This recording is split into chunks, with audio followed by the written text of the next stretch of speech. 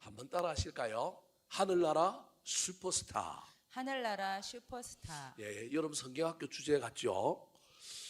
누가 하늘나라에서 진정한 스타일까요? 이 세상에도 스타가 있다고 한다면 하늘나라에도 뭐가 있다고요? 스타가 있는데 그냥 스타가 아니라 어떤 스타가 있다고요? 슈퍼스타가 있어요. 현대 청소년들의 꿈은요, 많은 아이들의 꿈이 이제는 뭐 아이돌 그룹 뭐 이런 거 꿈을 꿉니다. 지난 주일날 우리 교회 어린이대회에서 시상한 아이들이 율동했잖아요. 얼마나 잘해요. 여러분 봤는지 모르겠지만 이쪽에 서 있는 다 잘했지만 배담이라고 하는 아이가 하나 있는데 그 부모님도 교회 안 나오는데 걔 교회 나오거든요. 걔는요 얼마나 율동을 잘하는지 몰라요. 제가 보기엔 걔는 어디 보내갖고 훈련을 좀 시켰으면 좋겠다 그럴 마음이 들 정도로 어린데도 제 눈에도 그게 보여요. 물론 엄청난 험난한 길이지만 그래도 끼가 있어 보여서 얼마나 고맙고 감사한지 몰라요. 그래서 저는 개인적으로 우리 교회에서도 언젠가는 우리 교회 안에 그런 애들이 하나 좀 나왔으면 좋겠어요. 그래서 그런 애들 덕분에 또 하나님이 영광 받으면 얼마나 좋겠습니까? 요즘 아이들 아이돌이 되는 걸 꿈을 꾸는 걸 넘어서서 요즘은 유튜브 제작자, 유튜브가 되겠다라고 꿈을 꾸는 애들이 얼마나 많은지 모릅니다. K-팝을 비롯한 한국의 문화가 전 세계를 앞장서서 지배하고 있습니다. 세계에 나가 있는 선교사님들이 선교 오는 팀들에게 늘 요청하는 것 중에 하나가 뭘 요청하느냐 하면 연예인들 브로마이드 사진 있잖아요. 큰 사진이라든지 뭐 우리는 옛날에 치면 책받침 이런 사진 같은 걸 갖고 오면 제3세계국이나 동남아권에서는 여전히 선교사님들이 선교하고 또 단기 선교팀이 선교하는데 도움이 되니까 가지고 오라는 거예요. 옛날에 우리는 다 바자회 물품 비슷하게 막 모아서 갔잖아요. 이제 그런 건 소용이 없대요. 갖고 와도 잘 안 먹힌대요. 왜냐하면 아주 오지 변방을 제외하고는 전부 이제 공산품이 다 깔리기 시작했기 때문에 여전히 그래도 안 갖고 가는 것보다 갖고 가는 게 낫지만 효과적인 물품 중에 최고인 게 연예인들 굿즈, 연예인들이 어떤 가지고 있던 뭐 사진 또는 그들이 뭘 했던 이런 물품을 갖고 가면 요즘 애들이 다 핸드폰이 있어갖고 이 한국의 K-팝 문화를 다 경험하고 알고 있기 때문에 그런 것들을 너무너무 좋아한다라는 거예요. 선교사님들이 현지에서 제일 많이 하고 있는 선교 활동 중에 하나가 이제는 한글 학교입니다. 옛날에는 뭐 학교도 하고 뭐 다른 여러 가지 사역을 했는데 지금 현재는 그 한글 학교입니다. 그리고 문화를 가르치는 이런 선교사님들이 이슬람 국가에서도 이 일을 하는데 어려움이 없습니다.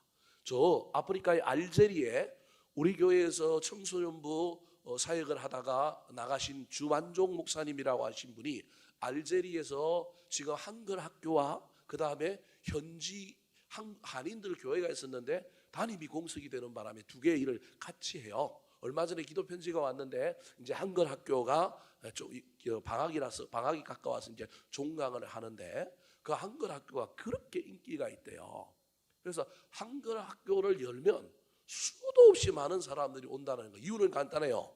한국인들의 연예인들 때문에 K-팝 문화 때문에 그 가사를 알고 싶고 노래를 배우고 싶고 뭘 하고 싶어 하고 뭘 배우는 거예요? 한글을 배우는 거예요.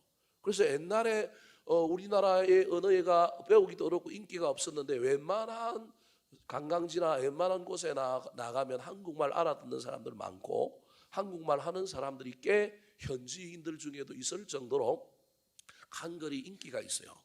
그 이유는 한국의 K-팝 문화 연예인들 스타들 덕분에 이런 현상들이 생겨났다 그렇게 말할 수 있습니다. 현재 최고의 스타는 방탄소년단이라고 하는 우리 BTS라고 하는 그룹이 최고의 스타입니다. 여기 앉아 계신 분들은 저게 무슨 소린가 지금 그런 사람들도 있을 겁니다. 어제부터 방탄소년단이 10주년이 됐어요. 그래서 우리나라의 곳곳에 뭐 저기 샛빛 둥둥섬이라든지 남산이라든지 롯데타워는 이 방탄소년단을 상징하는 색깔이 보라색이에요. 전등을 전부 보라색으로 켜놓고요. 왜 그래야 되느냐 하면 10주년을 기념하는 공연을 보기 위하여 외국에서 몇만 명이 들어왔느냐 하면 28만 명이 들어왔답니다. 그러니까 방탄소년단을 추종하고 따르는 팬클럽이 암이라고 하는 친구들이 있는데, 여기는 우리가 생각하기에는 젊은 애들만 있을 것 같죠. 그런데요, 중장년도 엄청나는 거예요. 그래서 그들은 자기를 뭐라고 부르냐면 한국식 표현이에요. 방탄노년단. 그럴 정도로 아이들만 있는 게 아니라 중장년들도 엄청나게 이번에 한국을 들어온 거예요. 근데 그 사람들이 공연을 다 갈 수 있는 게 아니기 때문에, 왜냐하면 표는 한정돼 있고 못 가니까 들어오는 사람이 왔는데 자기들 나름대로의 팬심을 만족하고 가야 되기 때문에 이 국가가 잘 의논해가지고 그들이 곳곳에서 그 공연에 온 것 같고 내가 방탄소년단의 흔적을 보고 뭘 만족을 누리고 가게끔 만들어준 작업들을 지금 해놓은 거예요. 그래서 동대문에 가면 옛날에 동대문 운동장 싹 갈아엎고 디자인 플라자라고 하는 거 만들어놨잖아요. 거기에도 보랏빛 색깔로 물들었대요. 전부 거기 와갖고 외국인 관광객들이, 아미들이 거기 가고 사진 찍고 자기들끼리 핸드폰 보고 공연 보면서 자기들끼리 춤추고 못 들어갔는데 거기서 자기들끼리 놀고 간다는 거예요. 한강에 수많은 방탄소년단 팬들이 와가지고 그러고 간대요. 무슨 소리인지 우리는 잘 모르겠죠. 우리는 딴 세상 사는 것 같죠. 근데 지금 그렇게 한 스타들 때문에, 이 방탄소년단이라고 하는 스타들 때문에 우리나라 경제가 얼마 안 될 수도 있지만 그럼에도 불구하고 살고, 무역 수지 중에서 특별히 여행 수지가 적자가 났는데도 불구하고 이번에 방탄소년단 때문에 한국에 수많은 관광객들이 유입됐다, 그렇게 말하고 있습니다. 방탄소년단 하나만 이제 끝났으면 좋겠는데, 우리나라가 여전히 이 그룹이, 아이돌 그룹이 여전히 강세를 펼치고 있어요. 여자들 아이들 걸그룹 중에는 블랙핑크라고 하는 아이 그룹이 있는데요. 얘네들이 지금 뭐 전 세계를 휘젓고 다녀요. 그래서 얘네들은 전용기가 있어요. 대통령 전용기가 이상한데, 우리나라는 대통령 전용기보다 더 좋은 전용기를 이 아이들이 타고 다녀야 될 만큼 스케줄을 소화하고 그 전용기 비용을 대고라도 오라고 하는 국가들이 있는 거예요. 그래서 걔네들 중에 멤버 한두 명은 전부 해외 명품의 전속 모델인 거예요. 그럴 정도로 이 아이들이 유명해져 있어요. 그러면 방탄소년단과 블랙핑크 정도로 끝나면 좋겠는데, 또다시 이제 그 아이들의 인기를 능가하는 또 그룹들이 만들어지기 시작했어요. 누군지 모르죠, 여러분들은. 방금 이야기한 사람들 중에 뭐 얘기가 나오겠지만 요즘 이제 인기를 끄는 팀들이 있어요. 뉴진스라고 하는 또 그룹이 있고요, 르세라핌이라고 하는 그룹이 있어요. 여러분들이 잘 모르지만 저는 잘 알아요. 그 외에도 또 많은 팀들이 있지만, 여하튼 랭킹 수위로 따지면 지금 뉴진스하고 르세라핌이 지금 블랙핑크와 방탄소년단 뒤를 따라가는 차세대 선두주자의 그룹을 지금 형성하고 있는 거예요. 계속하여 만들어지는 거예요. 문제는 어찌되었든지 간에 스타는, 이 땅의 스타는 반짝 떴다가 어떻게 된다고요? 사라지는 것이 문제가 돼요. 물론 안 사라지려고 복고풍이 일어나고 또 좀 이러기는 하지만 이 땅의 스타는 유한한 거예요. 저와 여러분도 젊었을 때 다 우리도 방탄소년단 쫓아다니는 애들처럼 우리도 한때 쫓아다니고 좋아하는 사람들 있잖아요. 없어요?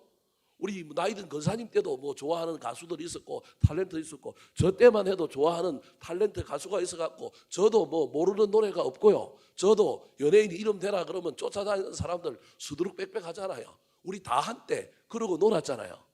안 논 것처럼 그러고 얌전하게 앉아있지 말고, 다 우리도 옛날에 그랬어요.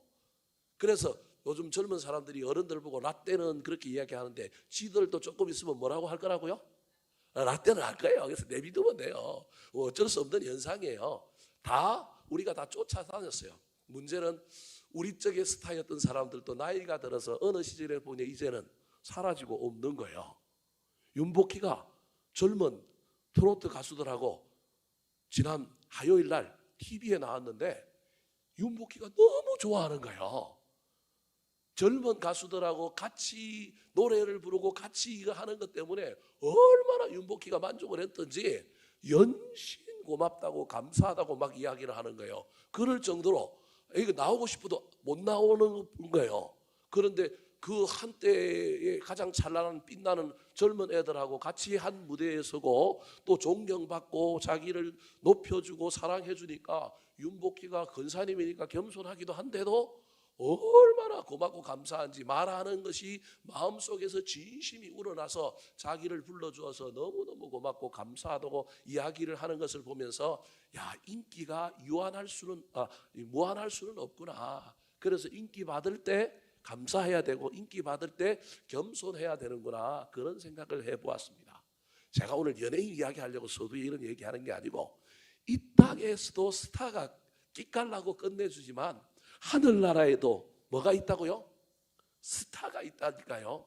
이 땅의 스타는 잠시 잠깐 반짝하다가 사라지고 나중에 되면 퇴물이 되고 한물을 가지만 하늘나라의 스타는 영원히 빛난대요. 오늘 어디 그런 말이 있을까요? 3절 한번 읽어볼까요? 자, 3절 말씀 시작. 지혜 있는 자는 궁창의 빛과 같이 빛날 것이요 많은 사람을 옳은 대로 돌아오게 한 자는 별과 같이 영원토록 빛나리라. 별과 같이, 저게 스타 아니에요. 별과 같이 어떻게 빛난다고요? 영원히 빛나리라. 아, 우리 그리스도인들이 구원만 받는 것이 아니라 구원을 받고 나면 구원 이후에도 하나님께서 구원 플러스 상급을 주시는구나. 아, 생명책에 기록돼서 우리가 구원을 받지만 또 하늘나라에 가면 하나님께서 구원받은 자들 중에도 빛이 나게 해주는 사람이 있구나. 그것도 그냥 빛나는 정도가 아니라 하늘의 별과 같이 영원토록 빛나는 슈퍼스타가 있다. 사랑하는 성도 여러분, 저와 여러분이 구원받는 것 정도로 만족하지 않고 이 땅에서는 비록 스타가 좀 못 돼봤지만 저 하늘나라에 가서 저와 여러분이 영원히 빛나는 슈퍼스타가 되었으면 좋겠습니다. 욕심 안 나요? 저는 이 설교 준비하면서 난 저 하늘나라 가서 좀 슈퍼스타가 돼야지 이런 생각을 좀 하면서 설교를 준비했는데 어떻게 해야 그러면 하늘에서 영원히 빛나는 슈퍼스타가 될까요? 첫 번째입니다. 따라 하시겠습니다. 큰 환난 가운데서 믿음을 지킨 사람. 큰 환난 가운데서 믿음을 지킨 사람. 자, 우리는 예수 믿고 그냥 순적하게 살다가 천국 가기를 원해요. 근데 그런 사람은 구원은 얻을 수는 있는데 천국 가서 스타는 되기는 좀 어렵다. 기분이 좀 몹시 상할 수도 있지만 구원받은 게 최고이긴 한데 그럼에도 불구하고 어떤 사람이 저 하늘나라에서 빛이 나는 스타냐 하면 큰 고난과 환난 속에서 믿음을 굳게 지켜서 평상시에 믿음을 지키고 믿음을 가지고 구원받는 것도 중요하지만 환난이 내게 왔을 때, 어려움이 내게 왔을 때 그 어려움과 환난 속에서 믿음을 굳게 지킨 사람이 하늘나라에서는 슈퍼스타라는 겁니다. 1절 말씀 같이 한번 읽어볼까요? 시작. 그때에 내 민족을 호위하는 큰 군주 미가엘이 일어날 것이요 또 환난이 있으리니 이는 개국 이래로 그때까지 없던 환난일 것이며 그때 내 백성 중 책에 기록된 모든 자가 구원을 받을 것이라. 자, 그때라고 하는 단어가 12장이 장면이 전환되었다라고 하는 것을 알려줍니다. 11장까지가 역사에 대한 이야기라고 한다면 12장부터는 역사의 시공간을 뛰어넘어서 주님이 오실 제일 마지막 날을 의미한다. 물론 다니엘의 입장에서는 다니엘에게 보여준 환상의 이야기가 그의 삶보다는 역사적으로 300년 또는 한 250년 그 앞에 일어날 이야기이지만 이 이야기는 그 역사의 미래에 대한 어떤 시점에 대한 이야기일 뿐만 아니라 더 넘어가서 우리 주님이 오실 최후 심판 때의 이야기라는 거예요. 이제 그 얘기를 12장부터 하겠다라는 거예요. 그래서 그때에는 예수 그리스도가 이 땅에 오실 그 최후 심판이 있을 때라는 거예요. 근데 그때 우리 주님이 하늘에서 공중에서 재림하여 오실 때에 그 오시는 전제 조건이 있는데 그 전제 조건이 뭐냐 하면 나중에 이제 5절 6절에 가면 뭐 셋대 반, 뭐 한대 반, 두대 반, 셋대 반 이런 이야기가 나오는데 큰 고난은 반드시 있다. 주님이 오시기 직전에 큰 고난이 있는데 그 고난이 어떤 고난이냐 하면 개국 이래로 그때까지 없던 환란이 일어나는 거예요. 이 환란이 믿음 지키기가 쉽지 않을 거라는 거예요. 그럼에도 불구하고 믿음을 지키려고 애를 쓰는 사람을 우리 하나님은 가만 내버려 두지 않고 큰 군주, 군대 장관 미가엘이라고 하는 천사를 일으켜서 내 민족을 뭐하기 위하여? 호위하기 위하여. 즉 자기 백성들 중에서도 믿음을 지키려고 애를 쓰는 사람은 그래도 그 믿음을 지키도록 보호해 주시는 하나님의 놀라운 역사가 있을 것이다. 독고다이로 나 혼자 그냥 신앙 지키는 그런 일이 아니라 그래도 의지만 가지고 있고 목표를 붙들고 처음부터 낙심하거나 처음부터 변절하지 않고 그래도 애를 좀 쓰기만 하면 하나님께서 미가엘 천사를 보내주시어서 내 믿음을 지켜주도록 어떻게 할 거라고요? 보호해 줄 거라는 거예요. 그러면서 뭐라고 얘기하냐면 그때에 또 그때가 나왔어요. 내 백성 중 책에 기록된 모든 자가 뭘 받을 거라고요? 구원을 받을 거다. 생명책에 기록되어 구원을 받는 놀라운 역사가 일어났다. 다르게 얘기하면 주님 오실 그때에는 큰 환란이 있을 텐데 그 환란을 통과한 자가 생명책에 이름이 기록되어 구원을 받는다. 그렇게 말하고 있는 겁니다. 저 생명책에 기록된 자는 운명론적인 예정론이 아니라 하나님께서 구원하기로 예정된 사람들이 어떻게 살 것인지를 보여주고 있는 것입니다. 그래서 오늘 본문에 저 그때라고 하는 이야기가 단순히 다니엘 시간을 기점으로 역사의 앞정도의 이야기가 아니라 인류의 역사의 마지막이라고 하는 것을 보여주는 이야기가 2절에도 나오고 있습니다. 2절 말씀 같이 한번 읽어볼까요? 시작. 땅의 티끌 가운데서 자는 자 중에서 많은 사람이 깨어나 영생을 받는 자도 있겠고 수치를 당하여서 영원히 부끄러움을 당할 자도 있을 것이며. 땅의 티끌 가운데서 자는 자라고 하는 말이 죽음을 얘기하는 거예요. 죽었던 사람들 중에서 깨어나 이 부활을 얘기하는 거예요. 그래서 저 그때가 주님 오실 날이라고 하는 것을 2절과 연관 지으면 분명해지는 거예요. 주님 오실 그날에 죽었던 자들 중에 부활하는 사람도 있고요. 부활만 있는 것이 아니라 뭘 받는 사람도 있다고요? 영생을 받아서 좋은 의미의 의인이 있는가 하면 수치를 당하여 부끄러움을 당한 자도 있다라는 거예요. 그 말은 예수 안 믿는 사람에 대한 이야기가 아니라 예수를 믿고 신앙생활을 하던 사람들 중에도 그 믿음을 끝까지 지켜서 큰 환난 가운데서 믿음 지켜서 영생에 들어가는 자가 있는가 하면 중간에 상황과 환경 때문에 연약함 때문에 어쩔 수 없이 믿음에서 떨어져서 변절하고 타협하고 신앙에 문제가 생김으로 말미암아 이제 수치를 당하였다라는 거예요. 그래서 천국에 들어갈 줄 알았는데 못 들어간 뭘 당했다고요? 부끄러움을 당했다는 거예요. 제가 천국 안 가봤다 해서 잘 모르지만요, 가보면 놀랄 거예요. 와야 될 사람 안 온 사람이 부지기수일 거고요, 안 올 거라고 생각했는데 와 있는 사람이 엄청나게 많을 거예요. 그래서 우리의 생각하고는 전혀 다를 수도 있어요. 저는 다른 사람은 모르겠지만 목사님들 중에도 많은 사람들이 안 와 있을 사람이 있을 수도 있고요, 어떤 사람은 와 있을 수도 있고요. 그런 생각을 할 때마다 저는 막 쏘소라치게 놀라면서 나는 가 있어야 되는데, 우리 교인들이 천국 가서 나 찾을 때 내가 있어야 되는데 내가 없으면 어떡하겠어요? 그동안 그럼 내가 전하는 말씀은 뭐가 되겠어요? 그런 생각을 하면서 얼마나 겸손해지는지 모릅니다. 아, 믿음 지키는 것이 참 중요하구나.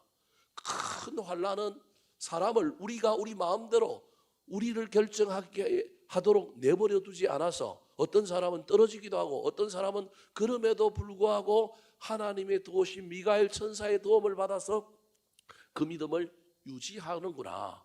수치를 당하여 부끄러움을 당하는 사람도 있지만 영생에 들어가는 사람도 있구나. 근데 그 영생에 들어가는 것이 쉬운 일은 아니라는 거예요. 10절 말씀, 오늘 본문 뒤에 나오는 10절입니다. 시작. 많은 사람이 연단을 받아 스스로 정결하게 하며 희게 할 것이나 악한 사람은 악을 행하리니 악한 자는 아무것도 깨닫지 못하되 오직 지혜 있는 자는 깨달으리라. 오직 지혜 있는 자는 깨달으리라. 하나님이 우리를 보호해 주신다.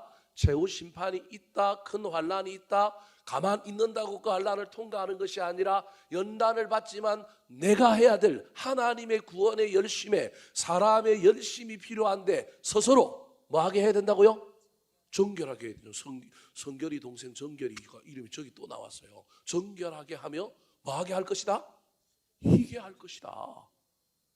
여러분, 하나님의 구원의 열심, 단순히 기계론적이고 운명론적인 예정론을 이야기하는 것이 아니라 거기에 인간의 열심, 인간의 그 어떠함이 들어가 있다라는 거예요. 그게 큰 환난에서 믿음을 지킨 사람. 그래서 그 사람은 단순히 구원이라고 하는 것도 큰 영광이지만 구원 말고 플러스 알파로 하늘에서 별과 같이 영원히 빛나게 해줄 거다.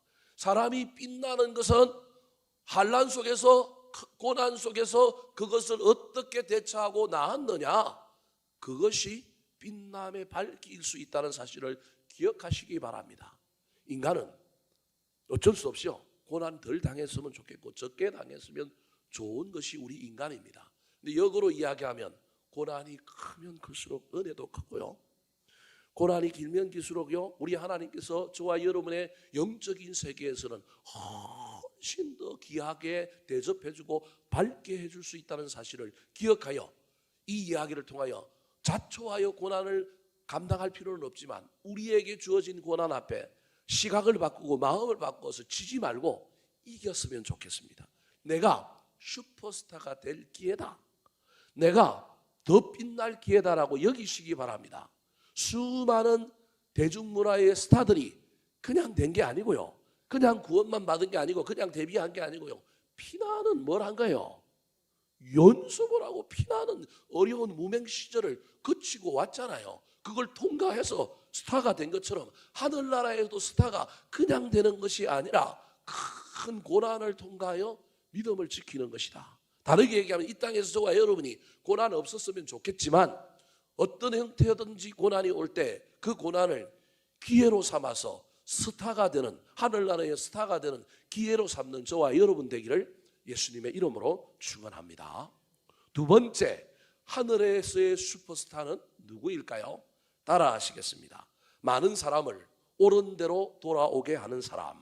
많은 사람을 옳은 대로 돌아오게 하는 사람. 3절 말씀 같이 한번 읽어볼까요? 시작. 지혜 있는 자는 궁창의 빛과 같이 빛날 것이요 많은 사람을 옳은 대로 돌아오게 한 자는 별과 같이 영원토록 빛나리라. 사실은 다니엘서 12장 전체의 주제는 지혜 있는 자입니다. 왜 지혜 있는 자가 다니엘서 전체의 주제냐면 다니엘이라고 하는 사람이 지혜인 사람인 동시에 마지막 때에 큰 환난이 있을 때 그 환난 속에서 그 환난을 견디고 이기는 사람은 어떤 사람이라고요? 지혜 있는 사람이라는 거예요. 이때 이 지혜는 세상이 말하는 지혜를 얘기하는 것이 아닙니다. 지혜 있다라고 할 때 이 지혜는 그런 의미, 막 기지가 있고 순발력이 있고 민첩하고 막 지식이 더해지는 그런 지혜를 말하는 것이 아닙니다. 고난을 이기는 사람을 지혜 있는 자라고 얘기하는 거예요.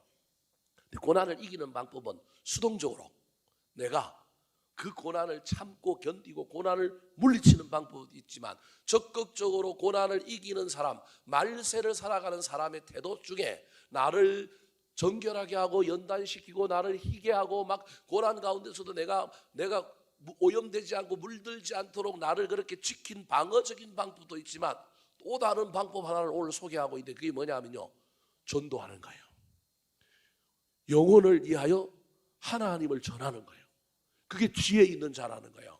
많은 사람을 어디로 돌아오게 한다고요? 옳은 대로 돌아오게 하는 사람, 이 사람이 지혜로운 자라는 거예요. 그래서 여러분 늘 신앙에 있어서 우리는 양수겸장이 있어야 된다는 걸 잊어버리면 안 됩니다. 하나는 어떻게 하면 잘 방어할 거냐, 어떻게 하면 잘 물들지 않고 내가 오염되지 않고 내 신앙을 순결하고 정결하게 지킬 거냐, 이 방법 저와 여러분이 반드시 고민해야 됩니다. 축구도 마찬가지죠. 축구는 공격만 하면 안 되고 뭘 해야 돼요? 수비를 잘해야 돼요. 수비. 그래서 수비를 잘하는 나라가 여러분 축구 잘하는 국가예요. 수비를 잘해야 돼요. 수비만 잘하면 안 되고 결론적으로는 뭐 해야 이기는 거예요? 골을 넣어야 이기니까 뭐도 해야 돼요? 공격도 해야 되는 거예요. 저 오늘 공격에 대한 이야기를 하고 있는 거예요. 지혜 있는 자는 이 종말의 때의 큰 고난과 환난 속에서 우리가 잘 견뎌야 하지만 이 종말의 때 나만 구원받는 것이 아니라 다른 사람이 구원받고 다른 사람이 신앙이 떨어지거나 구원에서 탈락하게 만드는 것이 아니라 내가 그 사람을 옳은 대로 손 붙잡고 가자고, 옆에서 격려하고 그들을 도와주고 그들에게 본이 되고, 그렇게 함으로 그들을 옳은 대로 인도하는 사람, 단순한 전도를 넘어서서 더 많은 양육과 더 다른 차원에까지의 얘기를 하고 있는 것을 옳은 대로 돌아오게 하는 자라는 겁니다. 그 사람이 별과 같이 영원토록 뭐 한다고요? 빛난다는 거예요. 이제 문제가 있어요. 큰 고난이 왔는데 미가엘 천사가 일어나서 도와야 될 정도로 개국 이래로 감당할 수 없는 그 큰 환란이 왔는데, 아니 방어해도 지금 어려운 판에 뭘 하라고요? 공격을 하라고요. 그게 가능해요? 가능했다니까요. 언제요? 초대교회 때. 무슨 말씀이 이해되십니까? 예수님의 제자들이 못할 것 같았는데 성령 받고 나니까 헷가닥 뒤집어지고 나니까 사도 바울이 목숨을 내놓고라도 로마 황제의 핍박들이 있는데도 불구하고 그들이 수비만 하고 있는 게 아니라 안디옥에 모여갖고 수비하면서 그리스도인이라고 하는 소리를 들었던 이 안디옥 교회가 나중에 공격하기 위하여 안디옥 교회 지도자들 중에 2명을 세워가지고 뭐래요? 선교사로 파송하잖아요. 이게 공격이라니까요. 이 두 가지를 사람마다 비율은 다 다를 수 있지만 저와 여러분의 신앙생활 속에 이게 있어야 돼요. 하나님이 제일 중요하게 여기는 것이 이 두 가지예요. 수비할 때 얼마나 수비를 잘하느냐, 공격할 때 네가 얼마나 잘하느냐. 세상에서 꼭 전도하여 영혼을 교회로 데려오는 것 뿐만 아니라 네가 그리스도의 향기요 편지로 삶을 통하여 예수 그리스도를 보여주고 예수를 전하고, 더 나아가서 사람을 물리적으로 구원 안으로 들어오게 만들고, 들어온 사람 떨어뜨리지 않고 제자로 양육하고, 옆에서 잘 도와주고 바나바처럼 섬기고, 이런 일들 전체를 옳은 대로 뭐하게 하는 자라고요? 돌아오게 하는 자다. 사랑하는 성도 여러분, 우리 교회에 그런 사람들이 많아졌으면 좋겠고요. 저와 여러분이 그런 일을 함으로 말미암아 하나님께서 너 몇 명 전도했냐 꼭 이런 얘기가 아니라, 너 때문에 누가 사람 됐어, 너 때문에 누가 시험 받다가 큰 힘을 얻었어, 넌 하늘나라의 스타야. 네 때문에 새 가족이 잘 정착해서 넌 하늘나라 스타야. 네가 참 많은 사람을 교회로 전도해서 하늘나라 스타야. 그렇게 우리 주님께서 인정해 주시는 놀라운 일들이 일어났으면 좋겠습니다. 큰 환난 가운데서도 잘 견디시기 바랍니다. 더 나아가서 할 수만 있다면 저와 여러분이 많은 사람을 옳은 대로 인도하는 자가 되어서, 아, 그 사람이 지혜 있는 자구나, 그 사람이 하늘에서 별과 같이 빛나구나 하는 것을 깨닫고, 저와 여러분의 삶이 견디는 삶도 중요하지만 그럭저럭 평범하게 지나가는 삶도 중요하지만, 나를 통하여 누군가가 하나님을 더 깊이 알고 하나님을 더 잘 만나고 또 그들의 인생이 더 풍성해지고 부유해지고 근사해지는 아름다운 일의 주인공들이 되기를 예수님의 이름으로 축원합니다. 마지막으로 누가 하늘나라의 스타일까요? 따라하시겠습니다. 말씀을 굳게 믿고 말씀을 붙들고 씨름하는 사람.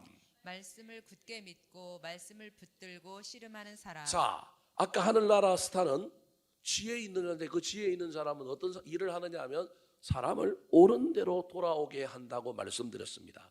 제가 옳은 대로 돌아오게 한다는 것에 여러 가지 의미를 여러분들에게 설명했습니다. 제일 중요한 의미가 전도이지만, 영혼 구원이지만, 잃어버린 영혼을 찾는 거지만, 그 잃어버린 영혼을 찾는 것이 그냥 사람을 데리고 오는 것만으로 의미하는 것이 아니라 다양한 의미를 그 안에 품고 있다고 여러분에게 말씀드렸습니다. 그런데 이 일을 가능하게 하고 이 일에 가장 큰 힘이 되고 동력이 되는 건 무엇이냐 하면 말씀입니다. 말씀이 내 안에서 살아 숨쉬고, 이게 입으로 나오든 삶으로 나오든 말씀이 나를 지켜야만이 뭘 할 수 있느냐 하면 이 일을 할 수 있습니다.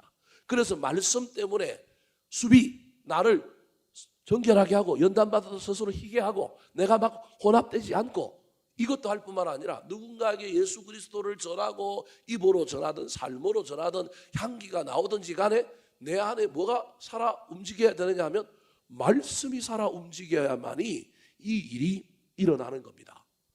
근데 재미난 것은요, 말세 때가 되면 말씀이 희귀해진대요. 4절 말씀 같이 한번 읽어볼까요? 시작. 다니엘아, 마지막 때까지 이 말을 간수하고 이 글을 봉함하라. 많은 사람이 빨리 왕래하며 지식이 더하리라. 참 해석하기 어려운 구절입니다. 두 문장으로 되어 있는데 저 이야기가 연결되어 있기 때문에 저렇게 연결해 놓은 거예요.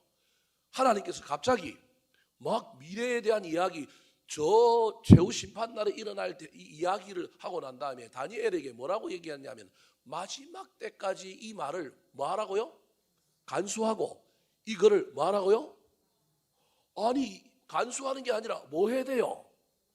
전하고 뭐 해야 돼요? 책으로 막 만들어 갖고 뿌리고 이래야 되는데 하나님이 다니엘 보고 갑자기 우리 하나님의 특징하고는 전혀 다른 폐쇄적이고 소극적인 이야기를 하는 거예요. 하나님은 폐쇄적인 분이 아니라 열려있고 적극적이고 온 세상을 사랑하여 한 명이라도 더 구원받게 하려고 하시는 분이 누구예요? 하나님인데 하나님이 다니엘 보고 갑자기 야 이거 간수해?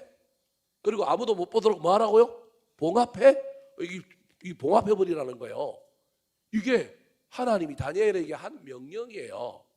그런데 단서를 붙여놨어요. 언제까지? 마지막 때까지. 이 말은 다니엘은 이미 죽었잖아요.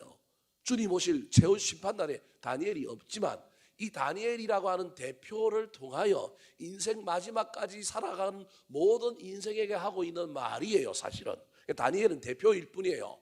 그래서 마지막 때까지 이 말을 간수하고 봉합하라고 하는 이 이야기는 개인적으로 간수, 너의 삶이 되게 만들어라. 네 안에 이 말씀이 살아있게 만들어서 너의 말씀이 되게 간수해라, 봉합해라라고 하는 말은 단순히 이 예언의 말씀을 봉합해 놓으라는 것이 아니라 이 말씀이 사라지지 않도록 너의 삶에 말씀이 나가는 문을 다 막아서 말씀이 네 안에서 너 마지막 때까지 이 말씀을 붙들고 실험하고 이 말씀을 따라가고 이 말씀의 능력 의지하기 위하여 간수하고 봉합하라. 말씀을 내면화하라.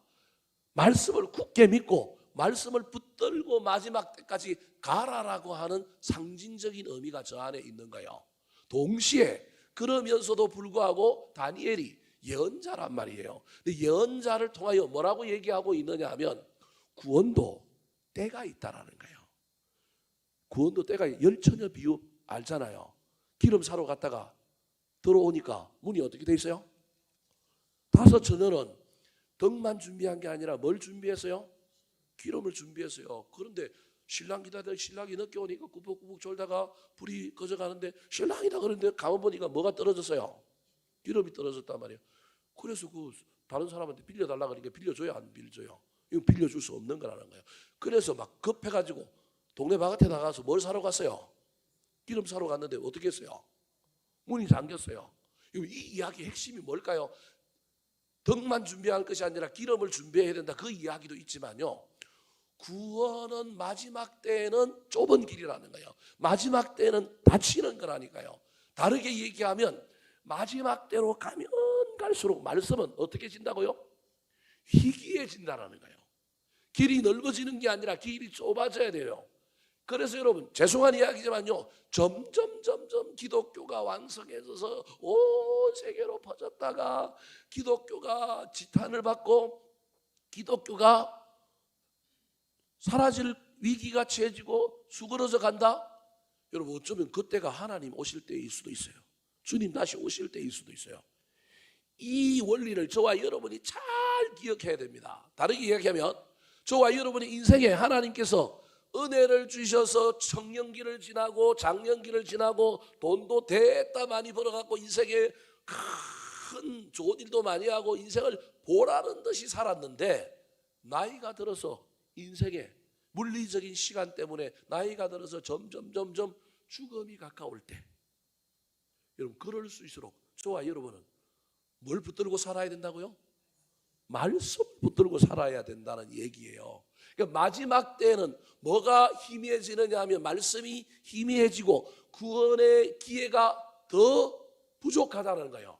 그래서 마지막 때가 온 줄 알고 많은 사람, 세상 사람들이 구원의 문을 찾고 구원의 길을 가려고 어떻게 해요? 빨리 왕래했는데 소용이 있다는 게 없다는 거예요. 없다라는 얘기를 저렇게 하고 있는 거예요. 뭐는 더해졌다고요? 지식은 더해졌지만 구원은 얻었다 못 얻었다. 오늘날 세대가 핸드폰 하나면 모든 일이 다 되는 시대잖아요. 옛날에는 다 뭘 책을 보고 알아야 되는데 요즘은 이제 다 검색하면 되잖아요. 시대가 얼마나 좋았습니까? 근데 구원은 아무리 검색해도 구원에 들어가는 일은 검색하는 거하고는 다른 이야기라는 거예요. 그래서 저 마지막 때에 어떤 일이 일어날 것인지를 설명하는데 그 설명하는 것이 말씀은 희귀해질 거다. 사람들이 뒤늦게 구원을 얻으려고 아무리 인간적인 노력을 가지고 빨리 왔다 갔다 하고 아무리 지식을 더해도 구원은 얻어지지 않는다. 어떻게 해야 구원을 얻어지느냐 하면 말씀을 붙들고 말씀을 믿고 말씀과 더불어 살아보려고 애를 쓰는 사람에게 하나님이 뭘 주신다고요? 구원을 주신다. 그 말씀 붙들고 실험하고 이 땅에서 하나님의 말씀대로 살아보려고 애를 썼던 그 사람이 나중에 하늘에 가면 별과 같이 빛나는 슈퍼스타가 된다. 사랑하는 성도 여러분, 말씀을 지키려고 노력해 보시기 바랍니다. 오래전 말씀이라서 현대적으로 이건 적용이 불가능해. 이건 틀렸어. 그렇게 말하지 말고 여전히 오늘도 말씀이 살아있다는 것을 믿고 내가 말씀을 지키려고 애를 쓸 때 그 말씀이 나를 지키고 내 삶을 지켜주는 놀라운 일들을 경험하는 저와 여러분이 되기를 우리 구주 예수 그리스도의 이름으로 축원합니다. 한번 따라 하실까요? 하늘나라 슈퍼스타. 하늘나라 슈퍼스타. 큰 환난 가운데서도 믿음을 지킨 사람. 큰 환난 가운데서도 믿음을 지킨 사람. 많은 사람을 옳은 대로 돌아오게 하는 사람. 많은 사람을 옳은 대로 돌아오게 하는 사람. 말씀을 굳게 믿고 말씀을 붙들고 씨름하는 사람. 말씀을 굳게 믿고 말씀 붙들고 씨름하는